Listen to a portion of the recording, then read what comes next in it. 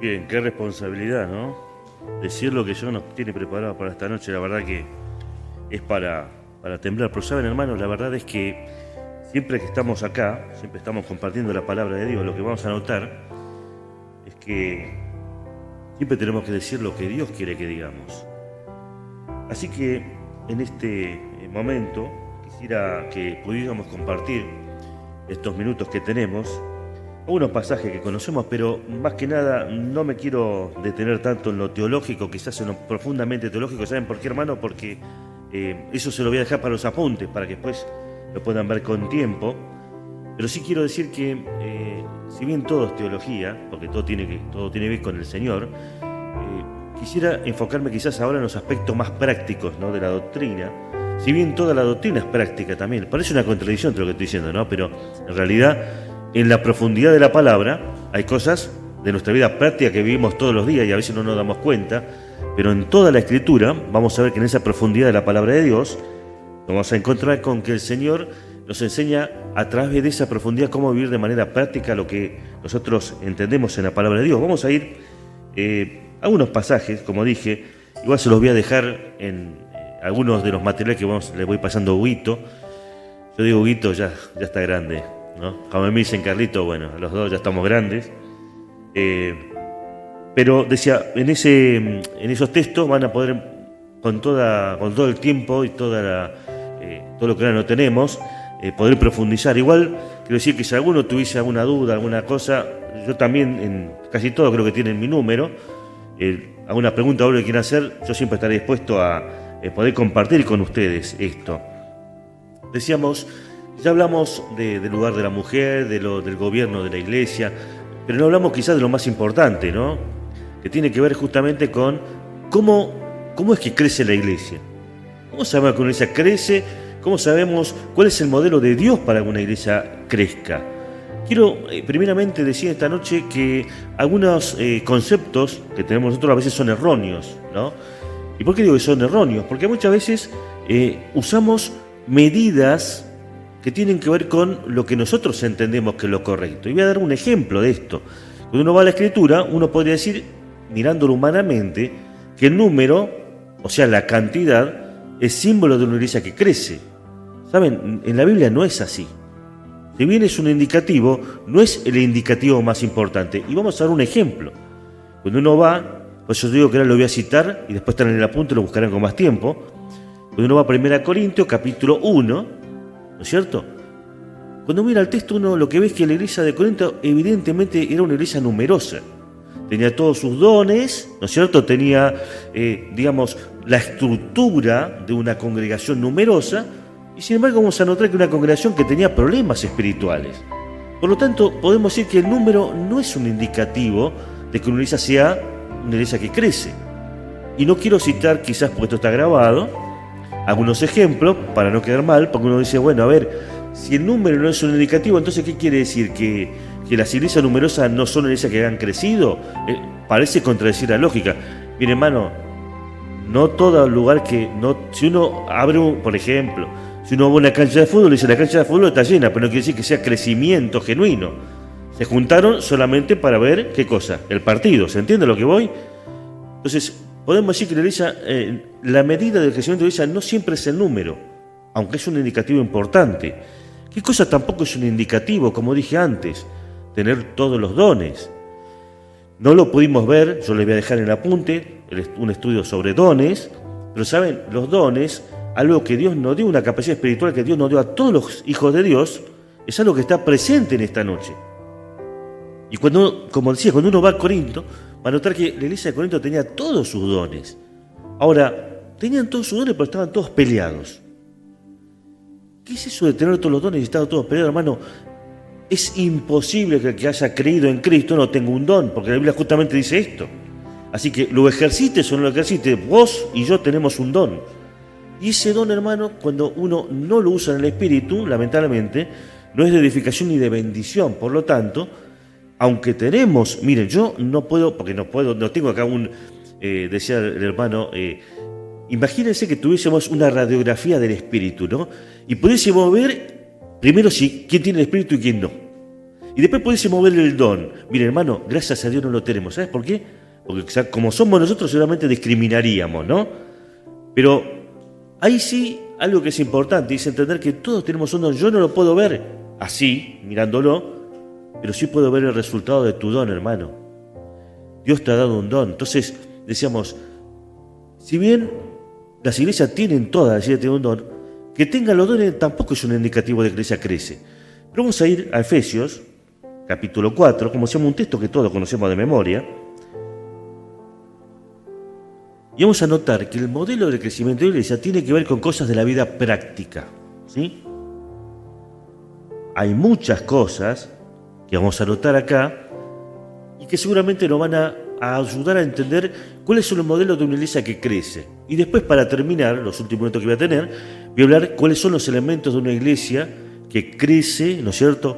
Ahora vamos a hablar de cómo está compuesta una iglesia que crece y cómo se mueve una iglesia que crece. Vamos a ir, y en esto quizás podríamos hacer una prueba espiritual, lo que estamos acá, decir, yo vivo esto que estamos leyendo, soy parte de este crecimiento de la iglesia de Dios. Miren, verso primero del capítulo 4 dice, yo pues, Efesios capítulo 4, verso primero, yo pues, preso en el Señor, os ruego que andéis como es digno de la vocación con que fuisteis llamados. Verso 2, con toda humildad y mansedumbre, soportándoos con paciencia los unos a los otros en amor. Algunos elementos que estamos ya notando en el texto, y el apóstol Pablo le va a hablar a la iglesia, le va a hablar a los hermanos, una iglesia. Y acá, cuando uno lee la carta de los Efesios, va a notar lo siguiente, hermano, la carta de los Efesios es de la llamada carta de la prisión, pero también es una carta que es profundamente espiritual. Escrita en una iglesia que tenía madurez espiritual. Y sin embargo, él les va a recordar esto, con toda humildad y mansedumbre, soportándonos con paciencia los unos a los otros en amor. Y acá vamos a empezar a notar algunos elementos de una iglesia que crece. Primer cosa, verso 3, solícitos en guardar la unidad del Espíritu en el vínculo de la paz. Una iglesia que crece es una iglesia que, por el amor, como dice el texto en el verso 2, es capaz de soportar con paciencia, ¿qué cosa? Los defectos y errores que tenemos todos, hermanos. Toda iglesia en formación que está creciendo tiene que tener, como dice el texto, humildad y mansedumbre. Es fácil ver el defecto del hermano, difícil ver mi propio defecto, ¿no es cierto? Eso es lo más difícil. Es fácil juzgar al otro, pero no mirarme a mí mismo. El texto dice, soportándonos con paciencia. Esta idea de la paciencia tiene que ver, hermano, con tener un ánimo constante en alguna cosa. Yo hago una definición rápida de esto, ¿no? Es más profundo, pero yo hago una definición rápida de esto. Paciencia. La paciencia es una característica que tiene que ver, hermano, con que el Espíritu Santo nos está guardando y guiando. Dice el texto, además, solícitos en guardar la unidad. Una característica de una iglesia que va a crecer es una iglesia que busca, bajo toda circunstancia, guardar la unidad. No es fácil. Miren, todos los que estamos acá somos diferentes, todos. Diferentes pensamientos, diferentes capacidades, diferentes carreras, todos somos distintos en todo. Yo, a lo que estoy mirando acá, no me parezco en nada, creo que a ninguno de los que está acá. Y creo que ninguno se parece a mí. Ahora, ¿cómo es que podemos guardar, hermanos, la unidad del Espíritu siendo tan diferentes? Bueno, justamente el texto lo dice. La unidad del Espíritu en el vínculo de la paz. Saben, hermano, muchas veces vamos a notar que en la iglesia de Dios hay situaciones con las cuales yo no voy a estar de acuerdo. Y esto es normal, hermano, es normal que no coincidamos en cosas. Porque como dije, Dios nos llamó a una edad específica, condiciones diferentes, capacidades, tanto humanas como, vamos a decir, las otras como las que tienen que ver con la formación académica que podemos tener, que nos hacen diferentes. Diferentes crianzas, somos de diferentes países, diferentes provincias, somos de la misma provincia, diferente ciudad. Y aún así, todo, hermano, esto es un milagro de Dios. Aún así, hay una cosa que nos une a todos. Es la obra de Cristo. El Espíritu Santo en tu corazón y en mi corazón. Y la Biblia me dice que tenemos que tener solicitud en guardar esto. Claro que va a haber momentos, hermano, que vas a decir, yo no coincido en nada con lo que dice el hermano. Hay momentos, y esto está en la Biblia también, no lo leemos ahora, pero lo vamos a citar, un texto que todos conocemos casi de memoria. Cuando uno va a Filipenses, en el capítulo 4, había 2 hermanas que estaban peleadas. No sabemos por qué estaban peleadas. ¿Sabes qué? La Biblia no dice por qué estaban peleadas. ¿Y sabéis por qué no lo dice? Porque en esa situación nos podemos reflejar todos. Siempre va a haber conflictos en la iglesia. Pero ¿sabes lo que dice el texto? Dice, te ruego a ti, compañero fiel, que hagas ¿qué cosa? Que ayudes a estas. ¿Sabes, hermano? Guardar la unidad y tener solicitud de decir, mira, hay veces que yo no voy a coincidir con mi hermano. Pero como yo quiero que la iglesia crezca, como yo quiero que la comunión sea cada día más sólida, si es necesario, y siempre teniendo en cuenta que no hay que dejar de lado la escritura, voy a estar dispuesto a ceder mi posición. ¿Se entiende lo que estoy diciendo? Hay que hacerlo y es lo más difícil. ¿Saben? Les cuento cosas que son de la vida práctica otra vez. El apóstol Pablo va a decir, por ejemplo, ¿no? A todos me echo de todos. ¿Qué quiere decir? No que yo para ganar, por ejemplo, al maometano me tengo que hacer maometano, no. Cuando uno mira el espíritu con el que está escrito, ¿saben cuál es la idea que aparece ahí? La idea de que yo, por amor a otros, tengo que estar dispuesto a muchas veces negarme a mí mismo. Y voy a dar un ejemplo. ¿Acá hay algún diabético? Espero que no. ¿Algún diabético?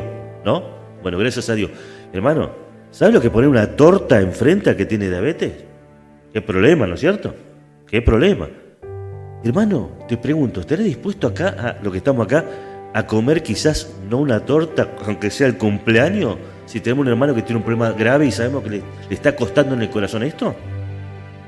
Bueno, otra vez, una cosa es decirlo y otra cosa es vivirlo. Quizás esto es un ejemplo, nada más, pero hermano, a veces nos va a pasar con otras cosas. A veces por amor a un hermano, mira, había, donde yo me congrego, hay situaciones que quizás yo no las comparto, ¿no? Pero saben, por amor a los hermanos que todavía lo ven así, yo digo, mira, él en el temor que él tiene de Dios, quizás yo no coincido en lo que le está diciendo, o lo que él piensa. Pero yo no voy a perder a un hermano por algo que yo haga solamente por mi propia convicción. Dice el apóstol Pablo, si me es necesario no comer carne para ganar al hermano, lo voy a hacer. Hermano, yo sé que esto es difícil. Una iglesia que crece, una iglesia que se proyecta espiritualmente para adelante, es una iglesia que está dispuesta, cada uno de los miembros, muchas veces a ceder su propia posición. Y digo, y otra vez lo aclaro, siempre y cuando no esté en contra de la Escritura. Porque, hermano, lo que manda acá no son los deseos personales, no son las posiciones personales, sino lo que dice la Biblia. Pero en la convivencia muchas veces tenemos situaciones que nos hacen difícil el convivir literalmente unos con otros, ¿cierto? Hay mucho para decir sobre esto, pero vamos a avanzar un poquitito más, ¿sí? Porque si no, seguramente dice el texto, ¿y qué cosas somos uno nosotros? Dice, un Señor, verso 5, una fe, un bautismo, en esto somos todos uno. Un Dios y Padre de todos, el cual es sobre todos y por todos y en todos.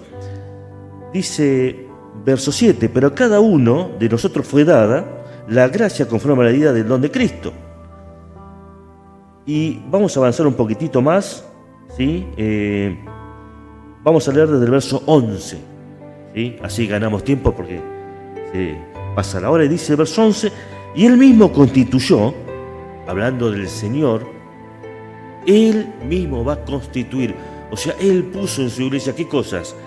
Dice, a los unos apóstoles, a otros profetas, a otros evangelistas, a otros pastores y maestros. Miren, el texto acá nos está marcando esto, nos está marcando la estructura, ¿sí?, sobre la cual se sostiene la vida congregacional. Acá aparece apóstoles. Mire, hermano, lo explico brevemente. Hoy se acabó el don de apóstol, ya no aparece más, pero cuando se escribió esto todavía estaba vigente, ¿sí? Es para un estudio explicar por qué ya no está mal el don de apóstol, pero yo lo hago breve, ¿no? Características que tenía que tener una persona que era apóstol, ¿sí? No, si uno por ahí nunca lo estudió. ¿Saben cuáles son las características que tiene que tener un apóstol? Sí, una parte. Mira, tiene que haber compartido ministerio con el Señor. ¿Se entiende? Segundo lugar, tiene que haber sido llamado personalmente por el Señor. Y tercer lugar, tiene que haber sido encomendado personalmente por el Señor. Lo voy a explicar para que quede bien claro. A 12, los tenemos registrados acá, los llamó al Señor cuando comienza su ministerio. ¿Estamos de acuerdo? Uno va a morir. ¿Quién es el que murió? Judas, que se ahorcó, ¿no es cierto? La pregunta es, ¿llamó el Señor después a otro? A Pablo. ¿Estamos de acuerdo? El apóstol Pablo. Y uno dice, pero el apóstol Pablo no estuvo con el Señor. Sí, estuvo. Y ahora vamos a explicar. La Biblia nos dice que una característica es haber visto al Señor resucitado. Que se le aparezca al Señor resucitado. ¿Dónde se le apareció el Señor al apóstol Pablo resucitado? Exactamente. ¿Quién lo llamó personalmente el apóstol Pablo? El Señor. ¿Se entiende? Y uno dice, ¿y dónde estuvo la formación los 3 años? Búsquenlo, yo solamente lo cito. Gálatas, cuando él habla de su conversión. ¿Se acuerdan? ¿Cuánto tiempo estuvo? 3 años en el desierto. ¿Lo dice así? ¿Alguno se acuerda? Bueno, mire, yo lo cito, después se lo voy a dejar para que lo busquen. Él cuenta cuando habla de su ministerio. Le dice, ¿qué pasó en esos 3 años y medio que estuvo en el desierto? Dice la Biblia que él aprendió personalmente del Señor. ¿Y dónde dice eso? ¿Vieron cuando dice, esto recibí del Señor? Bueno, hermano, evidentemente el Señor personalmente le reveló grandes cosas que tenían que ver con la iglesia. Y como dije, es un tema extenso, pero no lo podemos ver todo en esta noche. Pero quiero decir esto, hermano, ninguno hoy en día puede decir yo soy apóstol. Acá tenemos un montón. Algunos, aunque hay grupos evangélicos que dicen que sí, cuando uno va a la Biblia, tiene que decir, no, a ver, el Señor no me formó a mí personalmente. Yo no vi al Señor resucitado, no lo vimos, lo vemos por la fe. No vino el Señor y se me apareció como el apóstol Pablo, el último, por ejemplo, dijo, yo te voy a usar para esto. No, eso no va a pasar nunca más, hermano. Dios tiene planes para nosotros, sí, pero no como esos. Y avanzamos, ¿no? Salvo apóstol, lo otro que vamos a ver acá, sí aparece. Dice a los otros profetas, desde ya que la palabra profeta, tal como está expresada acá, no tiene que ver solamente con la revelación. Profeta era uno que daba un mensaje que venía de parte de Dios, ¿estamos de acuerdo? Ahora pregunto, no hay profetas como en el Antiguo Testamento, desde ya, pero un aspecto de esto sí está vigente hoy. ¿Cuál es? Exactamente, muy bien, hermano, es así. Exactamente, y miren, si yo le... Exactamente, no tenemos revelación nueva. ¿Qué tenemos? Esto, la Escritura. Y miren, si yo hoy digo, si ninguno se arrepiente, van todos al infierno, ¿estoy profetizando? Sí, porque lo dice la Biblia. ¿Se entiende lo que estoy diciendo? Estamos revelando lo que dice la Biblia. Entonces hay un sentido de la profecía que sigue vigente hoy en día. Así que, hermano, esto está vigente para la iglesia hoy. No revelación nueva, ¿se entiende? Sino, y esto es lo importante, la expresión de la palabra de Dios. Y eso nos toca a todos los que estamos acá. Dice además el texto, a otros evangelistas. ¿Quiénes son los evangelistas? Son los que Dios le ha dado una capacidad especial para entregar el mensaje de Dios, para entregar el evangelio. No todos tienen capacidad para esto. Si bien todos podemos ser evangelistas, no todos tienen esta capacidad. Y entre los que estamos acá, algunos que están y otros que no están acá todavía, está presente. Y dice el texto, para edificación, evangelistas, a otros pastores y maestros. Hermano, el pastor es un don. ¿Lo dice la Biblia? ¿Dice así o no dice así? Sostiene la iglesia. Dice además, y maestros. Bueno, cuando uno mira esto dice, bueno, ¿qué tiene que tener una iglesia funcionando a pleno para que una iglesia avance? Tiene que tener lo que dice acá. Quienes anuncien la palabra de Dios, tiene que tener a sus pastores, tiene que tener a los evangelistas, tiene que tener a sus pastores y maestros. Hermano, esta es la expresión como Dios la pensó de una iglesia funcionando. Y dice así, verso 12, a fin de perfeccionar a los santos para la obra del ministerio, para la edificación del cuerpo de Cristo. Este es el llamado de Dios para tu vida y para mi vida. Ser parte de este edificio espiritual y ayudar a crecer a la iglesia. Y acá hay un concepto que me voy a tomar un minuto para explicarlo. Dice la Biblia que somos piedras vivas. ¿Saben? Este edificio es un edificio de material, pero la iglesia es un edificio hecho de personas. es espiritual, es simbólicamente, somos como esas piedras vivas, como las rocas que forman el edificio. Ahora, hay un concepto muy lindo en la Escritura que es, dice uno, primeramente dice la Biblia, mire cómo sobreedifica, ¿no es cierto? Pero también la Biblia nos habla de que tenemos que sobrellevar la carga los unos de los otros. Y esto lo podemos ver de manera práctica, por ejemplo, cuando uno hace una pared. Cuando uno hace una pared, ¿alguna vez uno trabajó en la construcción? No, creo que ninguno. Pero esto que voy a decir lo van a entender todos. ¿Cómo se pone una pared correctamente? ¿Saben cómo? Como está allá. Si ustedes miran los panes como están puestos, ¿qué pasa? Los ladrillos están cruzados. Y la pregunta es ¿por qué? Hay una razón de por qué están cruzados así. ¿No es cierto? ¿Saben para qué? El de abajo sostiene el de arriba. ¿Se entiende? Y divide el peso. Si ustedes lo miran como está puesto allá, aunque eso es mampostería nada más, ahí vemos el concepto.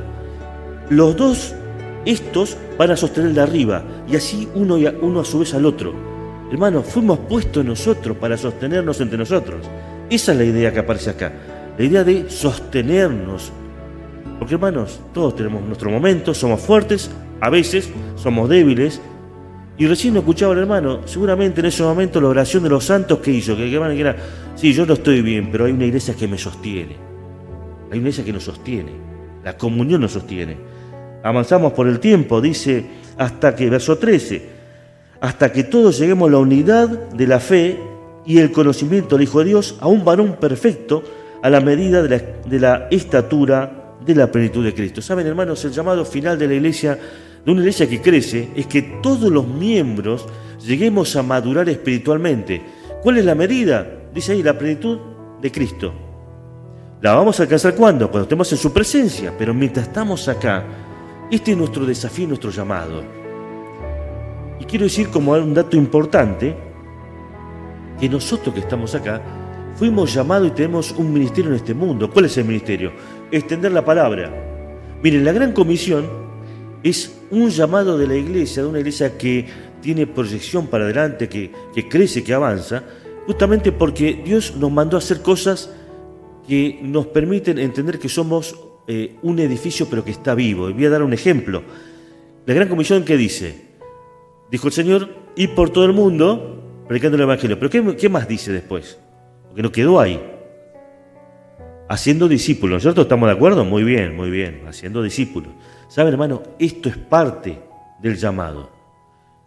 Pero nosotros a veces usamos mal la palabra discipulado. A veces, y esto es muy común en ciertos círculos, donde dice, bueno, discipulado es, le di unos pasitos espirituales, un cuadernito. No, discipulado, ¿no es cierto? ¿Cuál es la idea de discipulado? Formar a otro como uno, ¿estamos de acuerdo? A la pregunta es, ¿yo puedo formar a otro como soy yo? Sí, y capaz que es un desastre, porque yo. Pero ¿cuál es la idea? La idea es que yo tengo que transmitir a otra persona lo que Cristo hizo en mi vida primero, ¿se entiende? Un discipulador eficaz es quien transmite la vida de Cristo, no quien transmite su propia vida y sus propias cosas, ¿no? Porque eso sería un problema. Imagínense, hermano, que dice, bueno, voy a discipular. Y no discipulás usando la Biblia, usás tu experiencia, las cosas que hacías cuando eras joven, ¿no es cierto? ¿Eso qué hace? Que el otro haga lo mismo que hacías vos. Pero cuando uno va a la Escritura, Dios te llamó a vos y a mí a formar a otro. ¿Qué cosa? Es lo que Dios hizo primero en tu vida y en mi vida. El discipulado es esencial. Es parte del llamado de Dios. ¿Saben?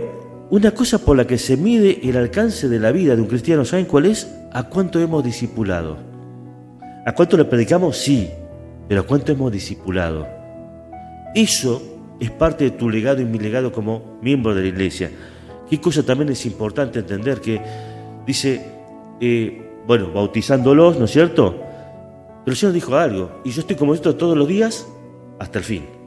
Hermano, el fin está cerca. Pero un elemento que la iglesia no puede dejar pasar, y vamos a leerlo, vamos a hacer algunos textos, ¿sí? Vamos a ir a Colosenses capítulo 1, por ejemplo. Yo voy a algunos ejemplos, nada más porque ya estoy en la hora, pero voy a dar algunos ejemplos. Vamos a buscar Colosenses capítulo 1 y vamos a notar que hay algunos elementos que se repiten en una iglesia madura, que se proyecta, una iglesia que crece, una iglesia que tiene clara su visión en el mundo. Y son 3 elementos básicamente, ¿sí? Pero que están en la Biblia. Vamos a leer desde el verso 3, siempre orando por vosotros, damos gracias a Dios y Padre de nuestro Señor Jesucristo, habiendo oído de vuestra fe en Cristo Jesús, del amor que tenéis para con todos los santos, a causa de la esperanza que está guardada en los cielos. Miren, 3 elementos que van a aparecer acá. ¿Cuáles son estos 3 elementos? En primer lugar dice, verso 3, damos gracias, verso 4 mejor dicho, habiendo oído de vuestra fe. Hermano, una iglesia que crece, que se proyecta, una iglesia que es eficaz en el mundo, es una iglesia que tiene fe. Una iglesia cuyos miembros viven con fe. Y como estamos viviendo hoy, en el mundo, hermano, la fe es fundamental. Y no hablo solamente de la fe de la salvación. No hablo de la fe de que cuando uno ha creído en Cristo para salvación, sino de la otra, que es la vida experimental, todos los días, todos los días. A veces, como nos pasa todo, ¿no? Uno se convierte y va dejando el primer amor, ¿no es cierto? Uno se convierte es como un niño. Lo que a uno le dicen es así. Pero después pasa el tiempo y saben, hermano, crecemos y nos volvemos cada vez, como cuando somos adultos, más incrédulos. Y ya no confiamos tanto en Dios. Ya no creemos tanto en Dios. Creemos que Dios lo va a hacer, pero empezamos a dudar. Y en ese sentido la fe es lo que marca nuestra vida con respecto al mundo. Estos días, un conflicto, ¿no es cierto? Creo que quien no mira la televisión. 2 conflictos que están marcando el mundo ahora. Uno en el mundo, lo que está pasando entre Ucrania y Rusia, que eso va a marcar la agenda de lo que viene. Pero una cosa que nos está pasando a nosotros ahora, ¿sí? Es el conflicto que está viendo con el tema de los neumáticos. No sé si lo escuchó por la televisión. ¿Quién no tiene auto? Todos tienen auto, ¿sí? Y uno dice, ¿y ahora cómo hago, no? Lo primero que uno piensa es cómo hago. A todos nos pasa por la cabeza. Porque eso va a arrastrar otras cosas más. Y la fe es entender que no importa cómo Dios me va a librar de lo que está por venir. Yo no sé cómo va a ser el Señor. Pero la fe me permite caminar sin miedo, sin temor, sin desesperación. ¿Saben? Hay desesperación en el mundo. Hay miedo en el mundo. Pero cuando uno mira a la iglesia camina para adelante porque dice, yo no sé cómo. Estoy seguro que el Señor me va a proveer para mis necesidades. Dice el texto además, ¿no? De vuestra fe y del amor que tenéis para con todos los santos. ¿Saben? La palabra amor, como aparece acá, tiene que ver justamente con el amor que deberíamos tener con los hermanos, ¿no es cierto? El amor fraternal. No es fácil amar a los hermanos. Si alguno me dice, yo amo a todos los hermanos, permítame dudarlo. Donde yo me conozco somos un montón. Algunos ni los conozco. ¿Vos podés amar a quien no conocés? No, mentira. No es así. Y hay hermanos que la verdad que te hacen todo lo posible para que no lo ames. ¿O no te pasa así? Hay hermanos que parece que hicieron un curso de todo lo que hay que hacer para que lo odies. ¿No? Que se vuelven insoportables. Pero ¿sabes qué? Cuando uno mira el texto, lo que dice es que una iglesia que se proyecta, una iglesia que madura espiritualmente, es una iglesia que ama a los hermanos, donde todos nos amamos, donde todos nos acompañamos, como decíamos, a veces en las diferencias, a veces en el medio de conflictos que tenemos. Pero el texto lo que está hablando es del amor que tenéis a todos los santos. Qué difícil que es amar a todos los santos. Hay algunos que va a decir, che, menos mal que no vino porque ya no lo aguantaba más. Hay veces que nos pasa eso. ¿Sabe cuántas veces me pasó a mí? Un montón. Está mal, lógico que está mal. Lo que quiero decir con nuestro hermano, una iglesia que se proyecta, una iglesia que está dispuesta a dejar lo que uno siente y decir, no, como el Señor lo amó a Él, como el Señor, mejor dicho, me amó a mí, yo lo tengo que amar a Él. Pues también por Él murió Cristo, como murió también por mí. Y también, miren qué difícil que es de entender esto, ¿no? Dice que el Señor, el día que me convertí, comenzó una obra y la perfeccionará hasta el día de Jesucristo. ¿Estamos de acuerdo en eso? Sí, claro que sí, porque lo dice la palabra. Ahora, entender que en el hermano Dios empezó a hacer una obra, como la está haciendo en mi vida, es difícil. Porque a veces uno dice, ¿pero por qué no avanza más en su fe? Hermano, Dios empezó una obra en su vida y la está perfeccionando. como también en mi vida. Pero como dije, a veces es más fácil ver lo del otro que no lo mío. Esto dice, habla del amor y habla de un último elemento, ¿no? Verso 5 dice, a causa de la esperanza que os está guardada en los cielos. Una iglesia que tiene una progresión espiritual, que va a crecer, que va a avanzar. Es una iglesia que tiene, sobre todas las cosas, una mirada puesta en lo de arriba y no en lo de este mundo, no en esta tierra. La esperanza, lo cito y después búsquenlo. Primera Tesalonicenses dice, esta iglesia era diferente, ¿saben por qué? Dice, se convirtieron de los ídolos para servir al Dios vivo y verdadero, y dice el texto además, y esperar de los cielos a Jesús que viene. Hoy una iglesia que avanza, una iglesia que crece, es una iglesia que tiene puesta su mirada en el cielo. Y la iglesia primitiva decía Maranate. Maranate quiere decir básicamente el Señor viene. Y a veces, hermanos, nosotros no vivimos como si pensáramos que el Señor viene pronto. Vendrá algún día y vivimos como si quisiéramos. Hay hermanos que hacen planes toda su vida pensando o creyendo que el Señor no va a venir nunca. La iglesia, una iglesia fuerte, sobrevivió, una iglesia fuerte, es una iglesia que sobre todas las cosas tiene una mirada puesta en el cielo. Y cierro con esto porque hay mucho para decir, pero seguramente lo haríamos mucho más largo. Quiero decir que Dios en este momento, hermano, los está poniendo en situaciones difíciles seguramente. ¿Pero saben por qué? Porque Dios siempre manifiesta su voluntad.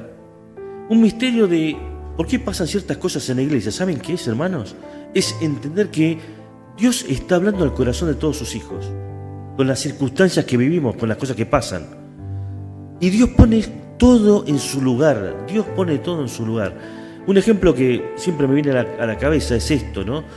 Cuando el pueblo desobedece a Dios allá, salido de Egipto, Dios le va a hablar a Moisés, ¿se acuerdan? Y dijo, los voy a matar a todos y te voy a usar a vos para hacer un nuevo pueblo. Va a clamar Moisés, ese corazón de pastor que tenía. Dice, Señor, si haces esto, hermano, el Señor no iba a destruir a su pueblo, pero estaba tocando el corazón de este hombre, de Moisés. Pero yo me pregunto esto, ¿no era justo que el Señor destruyese a todos los que habían pecado?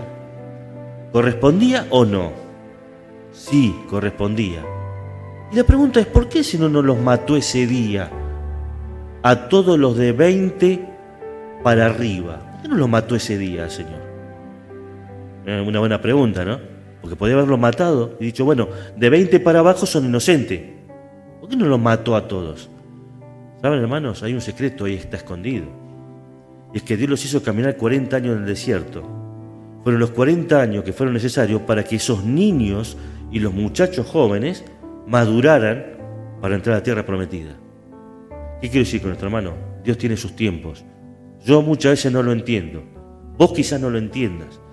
Pero Dios, cuando hace las cosas, sabe por qué las hace.